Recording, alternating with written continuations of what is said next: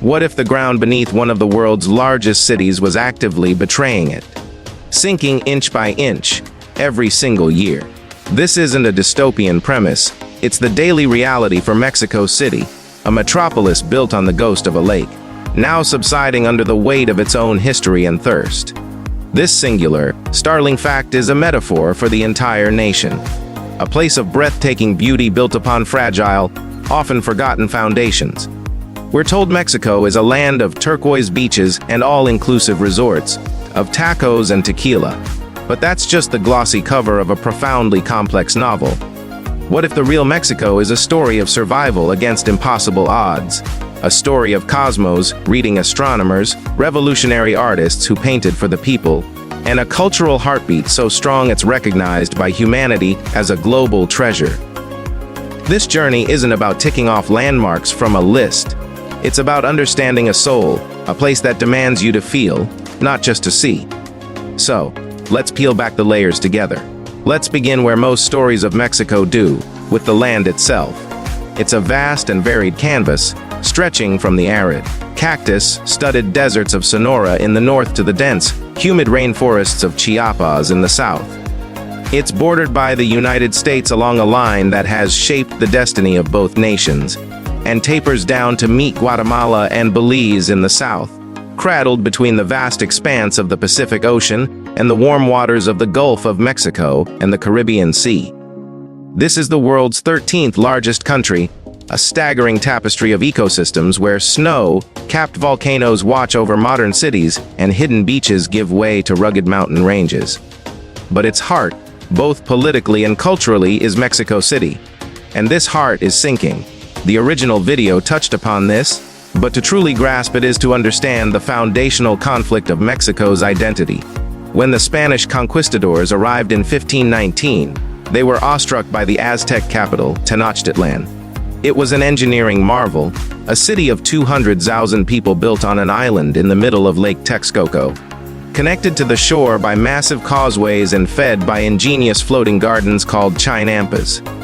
But in their quest to conquer and colonize, the Spanish made a fateful decision. They systematically drained the Great Lake. For 5 centuries, the sprawling metropolis we now know has been built upon the soft, water-logged clay of that ancient lakebed. As its population exploded to over 22 million people in the greater metropolitan area, the city began to thirst, drawing vast quantities of water from the underground aquifer directly beneath it to survive. Imagine the ground as a giant sponge. The water in the aquifer was like the moisture keeping that sponge plump and firm. As the water is pumped out faster than it can be naturally replenished, the clay particles compress and the ground above irrevocably subsides.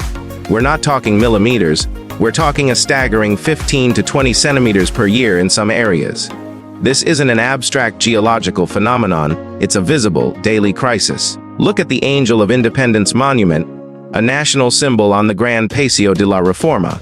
Originally built at street level in 1910, you now have to climb over 20 steps just to reach its base. The monument hasn't risen, the city has fallen away from it. The Metropolitan Cathedral, the oldest and largest in the Americas, is a study in slow-motion collapse, visibly tilted as its 2 bell towers sink at different rates, requiring decades of massive, complex engineering projects just to keep it from splitting apart. This constant battle against gravity and geology is a testament to the Mexican spirit of resolver, to resolve to find a way, no matter the obstacle. Today, they are pioneering vast rainwater harvesting systems and building innovative water management sites like the Parque Hidrico La Quebradora, a modern struggle born from a colonial decision made 5 centuries ago. This is Mexico in a nutshell, a present forever grappling with and trying to engineer its way out of its past. To understand Mexico, you must learn to listen to the whispers of its ancient stones, and those whispers tell a story far grander than a single civilization. The original text rightly celebrates Chichen Itza on the Yucatan Peninsula, one of the new 7 wonders of the world. Its centerpiece, the Pyramid El Castillo, is more than a temple, it's a stone calendar, a celestial clock. During the spring and fall equinoxes, thousands gather to watch the setting sun cast a shadow that creates the illusion of a massive serpent slithering down its northern staircase. The feathered serpent god Kukulkan returning to Earth, but walk beyond the pyramid. Stand in the Great Ball Court, the largest in the ancient Americas. Clap your hands and hear the unsettling acoustics that can carry a whisper from one end to the other. Imagine the ritualistic, high-stakes game played here, a cosmic battle between light and darkness, where the outcome could mean life or death. Gaze into the depths of the sacred cenote, a natural well where offerings of gold, jade, and even human sacrifices were made to the rain god Chak. Chichen Itza reveals a civilization of brilliant astronomers and mathematicians, but also of brutal warriors and devout believers. Yet the Maya were heirs to a legacy, not its originators. Long before them, in the steamy lowlands near the Gulf Coast, the Olmecs emerged around 1500 BC. They are Mesoamerica's mother culture. We know them best from the colossal stone heads they left behind, some weighing up to 50 tons, carved with striking, individualistic features. Who were these figures? How were these massive basalt boulders transported miles from their quarries without the wheel? They remain an enduring mystery. And before the Aztecs dominated central Mexico, the highlands were ruled from the awe-inspiring city of Teotihuacan, the city of the gods. At its peak around 450 AD, it was one of the largest cities in the world, a meticulously planned metropolis centered on the vast Avenue of the Dead. To walk this avenue is to be humbled by the sheer scale of the pyramids of the sun and moon. For centuries, this was the political, economic, and religious center of Mesoamerica, yet we don't know for sure who built it or what language they spoke. By the time the Aztecs arrived, Teotihuacan was already an ancient, abandoned ruin, a place they revered as mythical. The Aztecs, then, were the inheritors of these traditions. Their capital, the aforementioned Tenochtitlan, was the culmination of this legacy. The Ziti-Calo, Mexico City's main square, is built directly over Tenochtitlan's ceremonial heart. When you stand there, you are standing on layers of history, conquest, and civilization.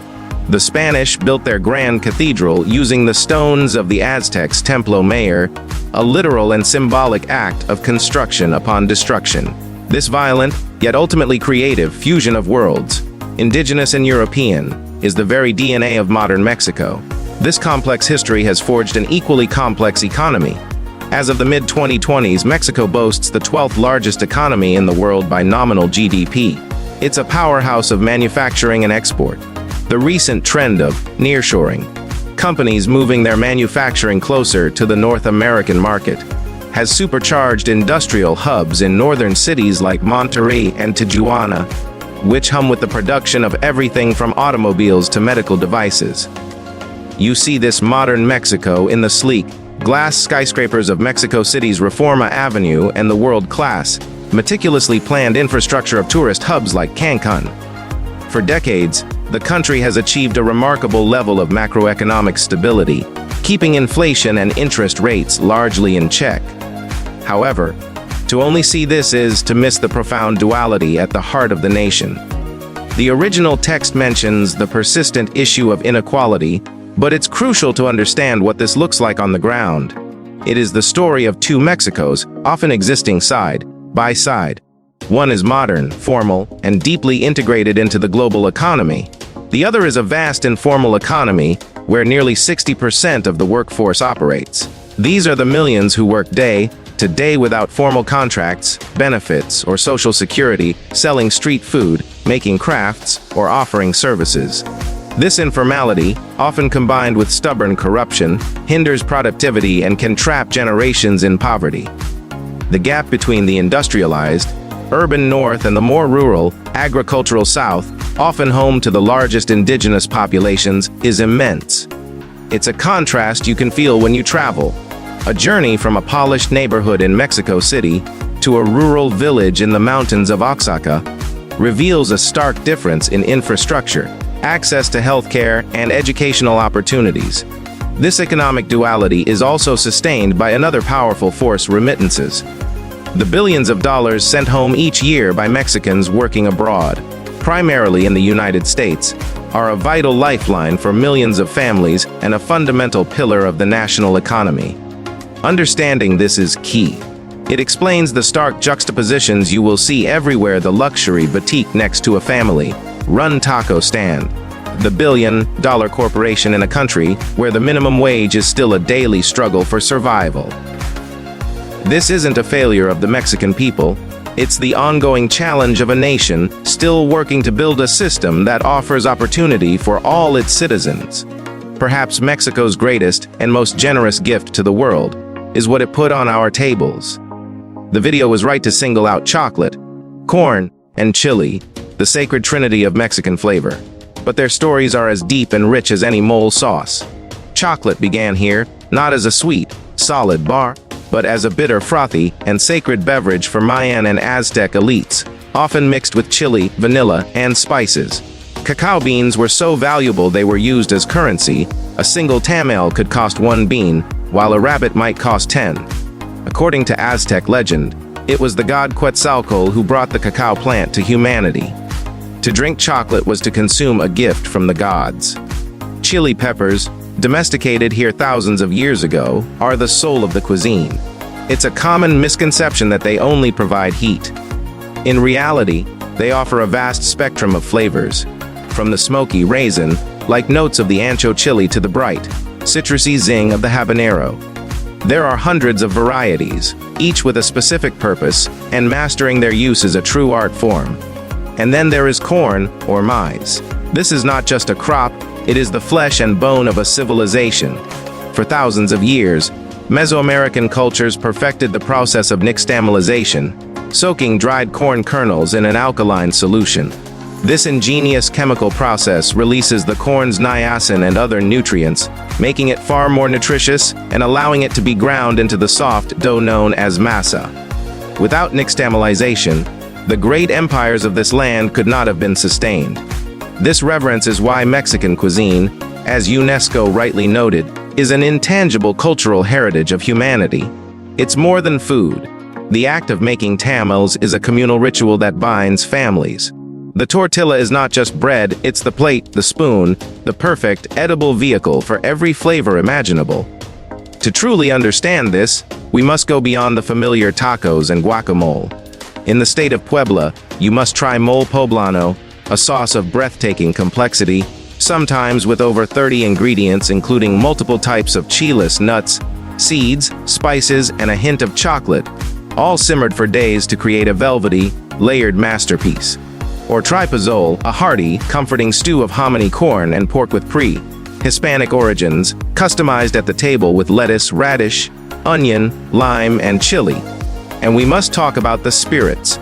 Tequila, made from blue agave only in the state of Jalisco and a few other municipalities, has conquered the world. But its smokier, more artisanal cousin mezcal is now capturing the soul of connoisseurs. Produced from dozens of different types of agave, each bottle tells the story of the village and the maestro mezcalero who made it, capturing the unique terroir of the land. To sip mezcal is to taste the earth, the smoke, and the centuries of tradition held within the agave heart. The vibrancy of Mexican food is mirrored in its art and culture, a realm completely missing from the original overview. To visit Mexico without experiencing its artistic soul is to see a body without a spirit. This is the land of Frida Kahlo, whose raw, surrealist self portraits unflinchingly explored pain, identity, and revolution, making her a global icon of feminist and artistic defiance. It is the land of her husband, Diego Rivera, one of the fathers of the Mexican muralism movement. Alongside artists like David Alfaro Siqueiros and José Clemente Orozco, they believed art was not a luxury for galleries, but a public textbook for the people.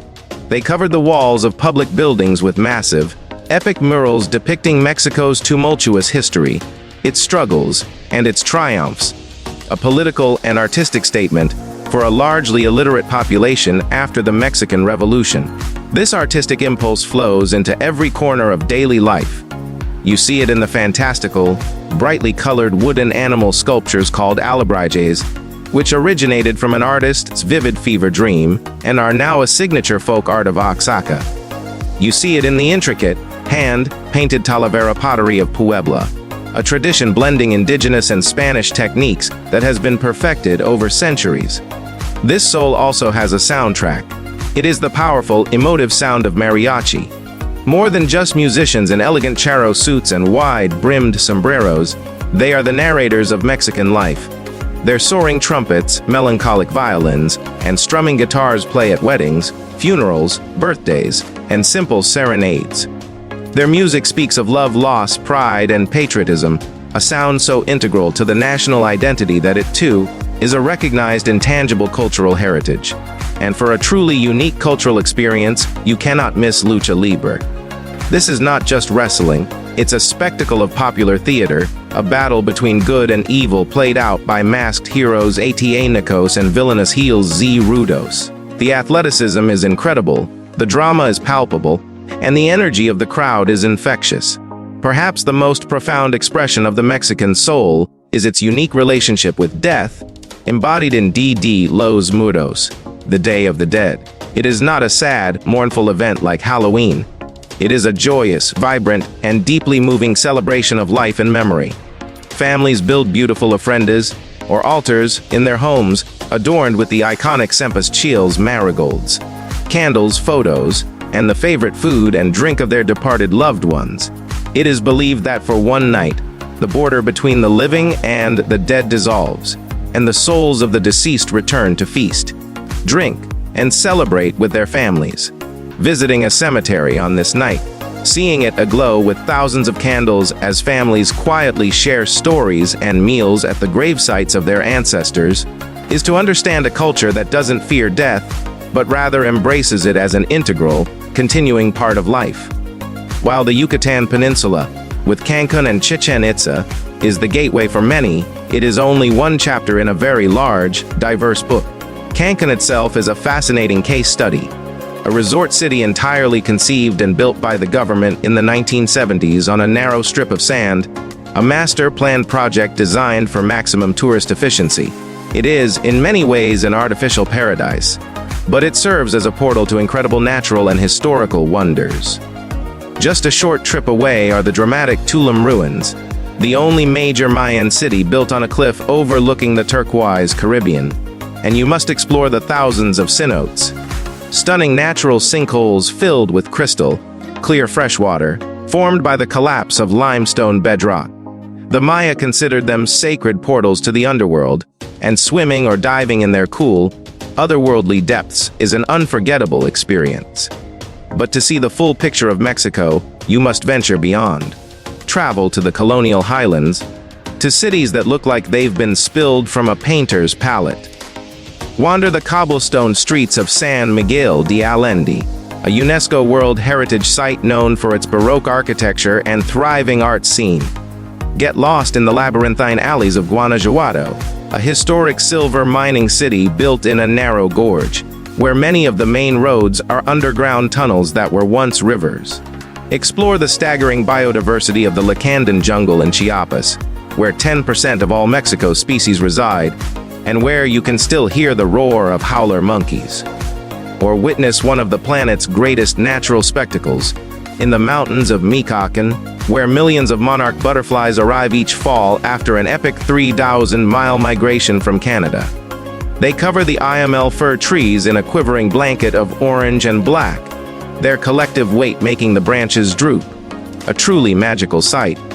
For the truly adventurous, ride the L-shaped train through the magnificent Copper Canyon in Chihuahua, a network of 6 interconnected gorges that are, in places, even larger and deeper than the Grand Canyon.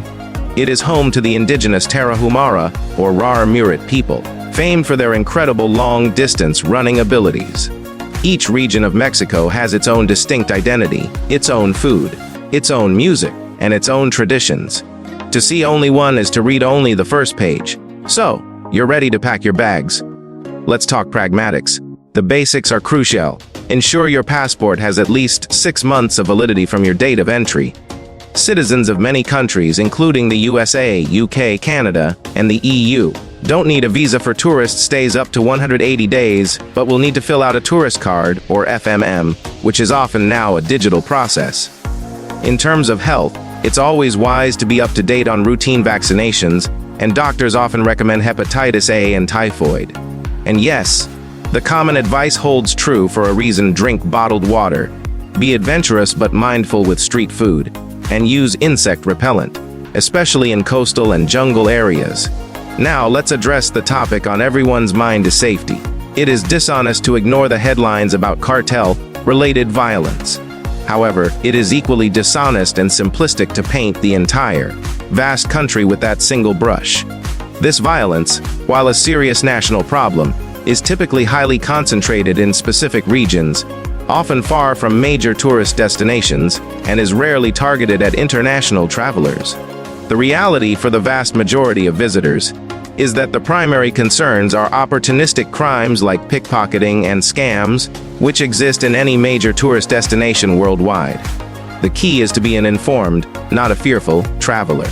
Check your government's travel advisories for specific, current information, but also balance that with reading blogs and forums from recent travelers for on-the-ground context.